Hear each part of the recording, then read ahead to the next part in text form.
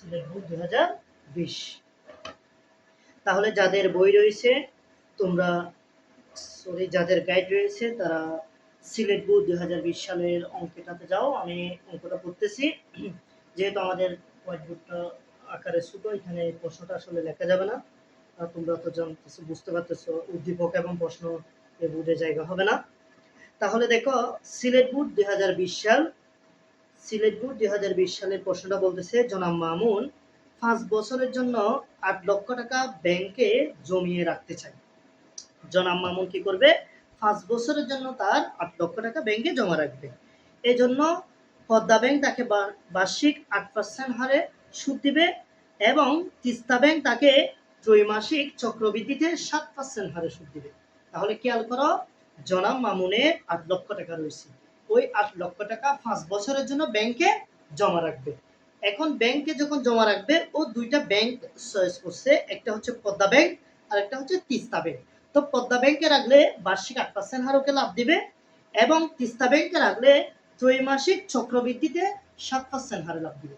এখন আমাদের গ নাম্বার প্রশ্নে বলতেছে জনাব মামুন 5 বছর পর পদ্মা ব্যাংক থেকে কত টাকা পাবে। জনাব মামুন 5 বছর পরে পদ্মা ব্যাংক থেকে কত টাকা পাবে সেটা আমাদেরকে বের করতে বলতেছে। তাহলে এখন ওর কাছে কত টাকা রয়েছে? 8 লক্ষ টাকা আছে। কত টাকা আছে? 8 লক্ষ টাকা আছে। 5 বছরের জন্য 8 লক্ষ টাকা ব্যাংকে জমা রাখতে চাই। জনাব মামুন 5 বছর পরে পদ্মা ব্যাংক থেকে কত টাকা পাবে? যেহেতু বলছে কত টাকা পাবে, তার মানে ভবিষ্যৎ মূল্য বের করতে হবে। তাহলে আমাদের এখানে বর্তমান মূল্য কত দেওয়া আছে? বর্তমান মূল্য কত দেওয়া আছে? সমান 8 লক্ষ টাকা। কত টাকা? 8 লক্ষ টাকা। এরপরে সময় দেওয়া আছে কত বছর? 5 বছর। সময় কত বছর? 5 বছর। এরপরে সুদের হার অর্থাৎ লাভের পরিমাণ দিবে, পার্সেন্টেজ কত দিবে? পদ্মা ব্যাংক দিবে যে কত পার্সেন্ট? 8% হারে। কত পার্সেন্ট হারে? 8% হারে পদ্মা ব্যাংক কি দিবে? লাভ দিবে। এখন আমাদেরকে গ নম্বর প্রশ্নে বলে দিছে 5 বছর পরে জনাব মামুন পদ্মা ব্যাংক থেকে কত টাকা পাবে। অর্থাৎ ওর বর্তমানে কত টাকা রয়েছে? 8 লক্ষ টাকা। এগুলো সে 5 বছরের জন্য রাখবে। সুদের হার কত পার্সেন্ট? 8% হার ওকে কি দিবে? লাভ দিবে। যখন এটাকে 100 দিয়ে ভাগ করবে 0.08 আসবে। এখন আমাদেরকে বলতেছে 5 বছর পরে সে কত টাকা পাবে। তাহলে আমরা জানি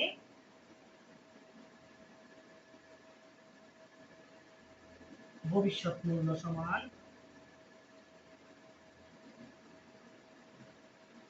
ভবিষ্যৎ মূল্যকে কি দ্বারা প্রকাশ করা হয়? f দ্বারা। pb into 1 plus i power n। তো pb এর মান কত? 8 লক্ষ টাকা। i এর মান কত? 0.08। n এর মান হচ্ছে 5 বছর। তাহলে 8 লক্ষ টাকা 1.08 ইনটু পাওয়ার 5। ঠিক আছে? 8 লক্ষ ইনটু এবার 1.08 এর উপর 5 কি করব আমরা? পাওয়ার করব। ঠিক আছে?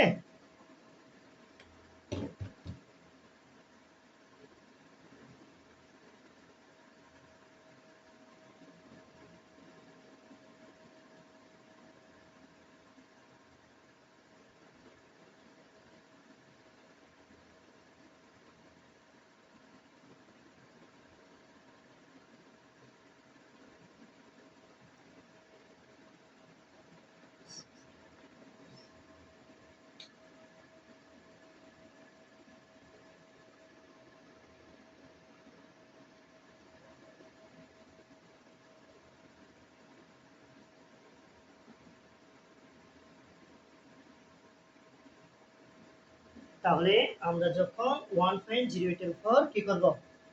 পাওয়ার 5 দিব, তখন আমাদের আসবে 1.4693 ঠিক আছে? এখন আমরা এটাকে কি করে দিব? 8 লক্ষ দিয়ে গুণ করে দিব। আমরা গুণফলটা লিখে নিচ্ছি যেহেতু এখানে জায়গা নেই। ঠিক আছে?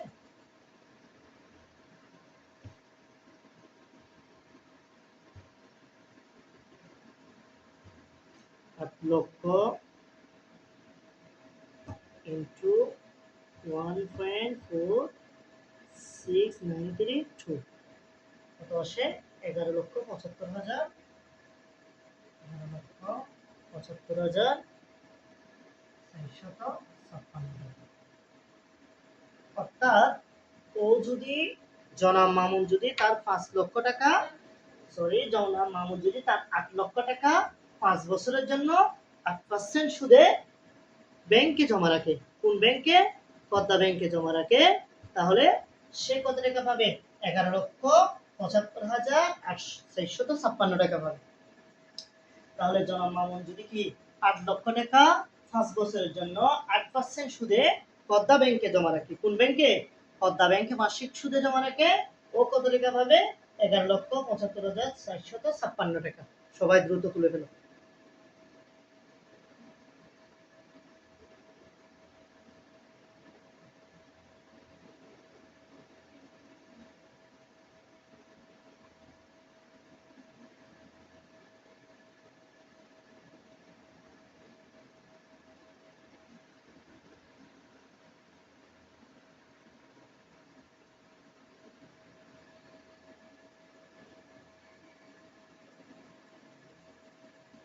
যারা লাইভে সংযুক্ত আছেন সবাই প্রতি উদাত্ত আহ্বান জানাচ্ছি, লাইভটা আপনারা শেয়ার করে দিবেন যাতে অন্যান্য স্টুডেন্টরা পড়ার সুযোগ পেয়ে থাকে। এটা নবম দশম শ্রেণী 2 ক্লাসে করতে পারবে।